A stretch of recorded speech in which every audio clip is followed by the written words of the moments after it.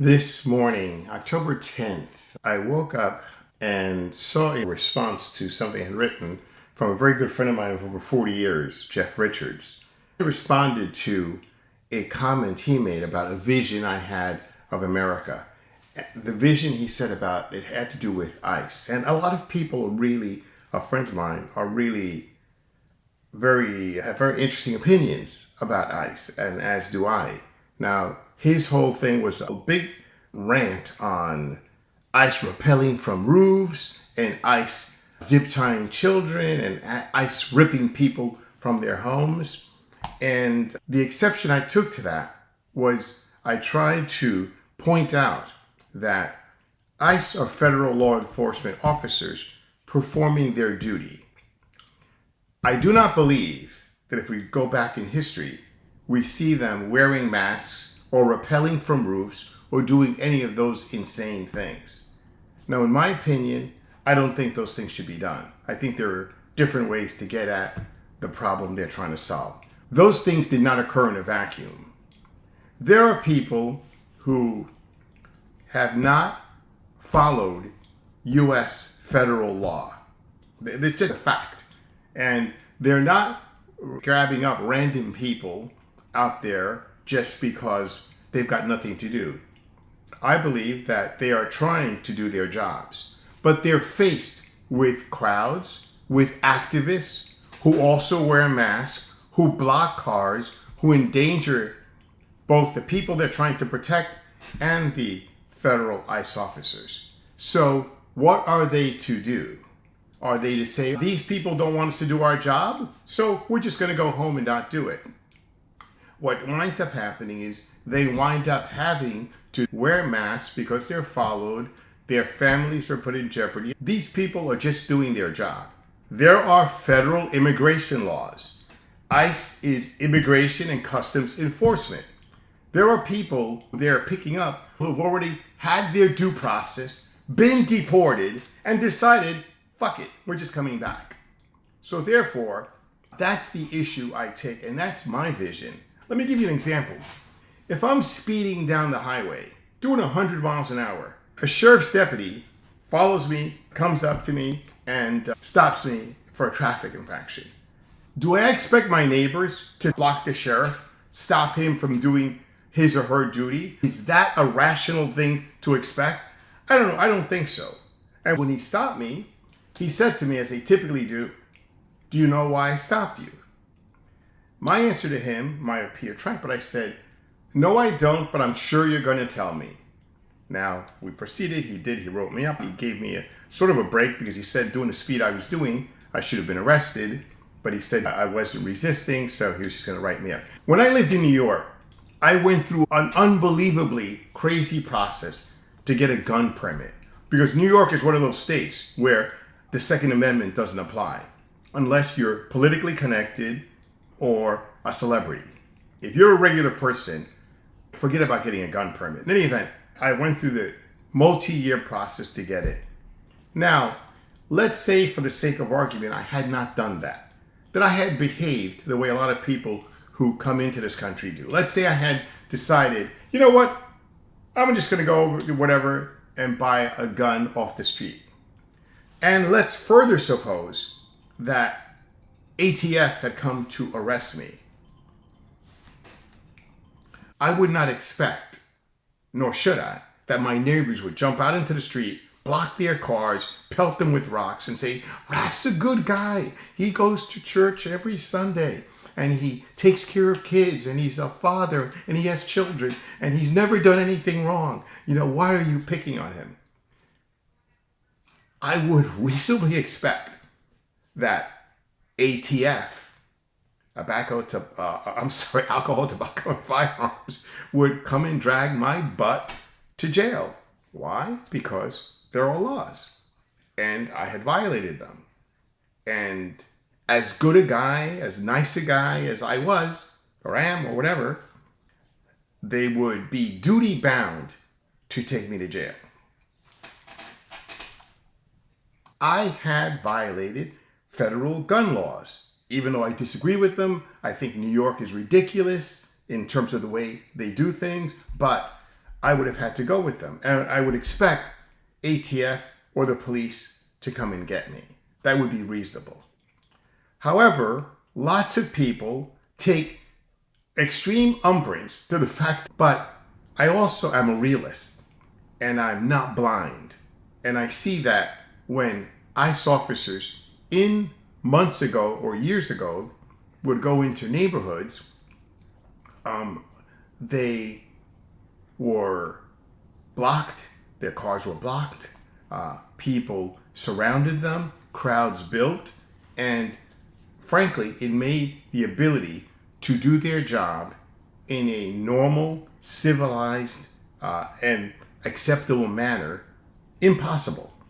And by the way, I think that was the aim of the activists. That's what they wanted to do. In other words, the world that ICE exists in today did not just occur randomly. It occurred as a result of activists pelting cars with garbage, throwing things, jumping in front of them, looking to get arrested, looking to create a problem where one did not exist. So to my friend Jeff, look, I'm appalled, as you are, about the way they're doing their jobs. But I'm also not a moron. And I can see why it got to where it's gotten. Now, should ICE play into the hands of these activists? Absolutely not. I don't think they should. I think they should. I think there is a way in which they can conduct these things without all of the drama that they're doing. So therefore, let me make it. So if we're talking about my vision would be a world where people actually follow the rules, as you do and as I do. I mean, a world where if you're deported once, then you learn your lesson and you use the appropriate way to get back in. You don't come back in also illegally. Because there are people, just as ICE does things in a crazy way, there are people who don't seem to learn. I mean, who seem to think that, well, I got deported, I'll just come back in again. And those are the people who I don't hear my friend Jeff or my friend Lois or my friend Ro making any comment about those people. I mean, they usually tend to, which is one of the things that is at some level frustrating. They always tend to say, well, this is wrong, this shouldn't be done. But they are mum about anything else. And when you adopt that kind of attitude or that kind of vision, I just find it hard to not call people out on that. You know, I can see people calling out ICE for what they do, rightfully so. But when you withhold it on the other side, or when you withhold your justice or your adherence to law or your adherence to due process on the other side, I gotta be honest with you. I gotta call bullshit on that. Or I'm sorry, ICE is trying to enforce immigration laws.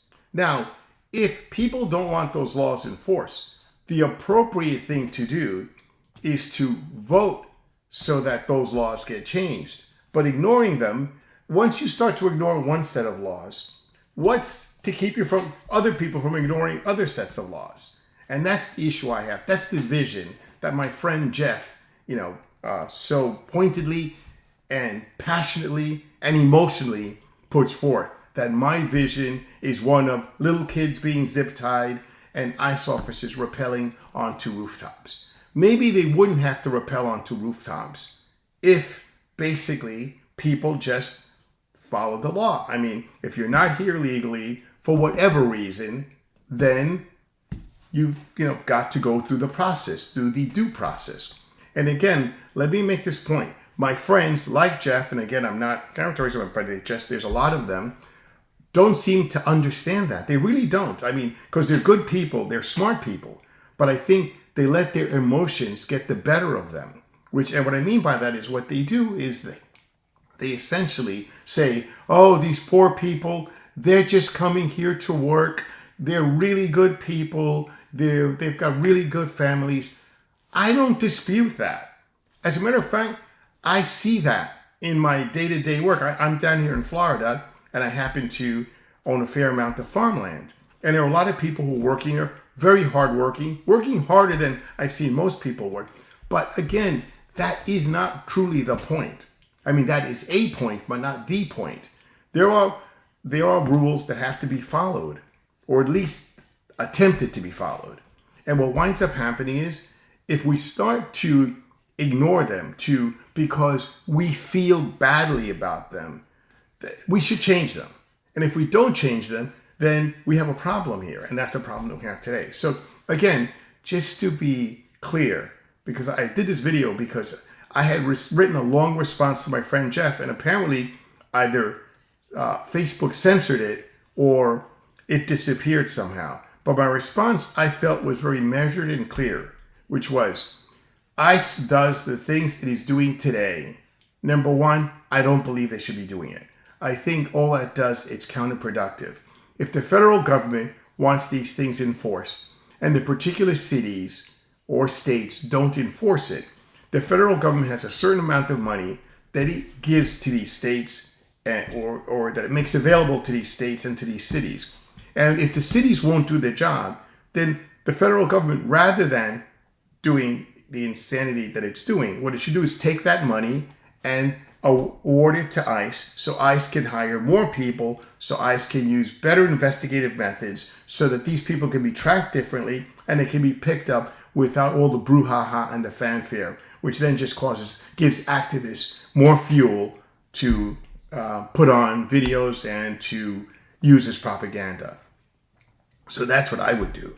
I would use a carrot rather than a stick. But then again, as my friend Jeff likes to say, I'm not whole mouth. I think the guy basically trips on his dick all the time, because he basically does things that, rather than achieving the goals he wants, what it does is it gives his adversaries a cudgel to beat him up with. In any event, this has been long-winded, but I just want to summarize it as follows.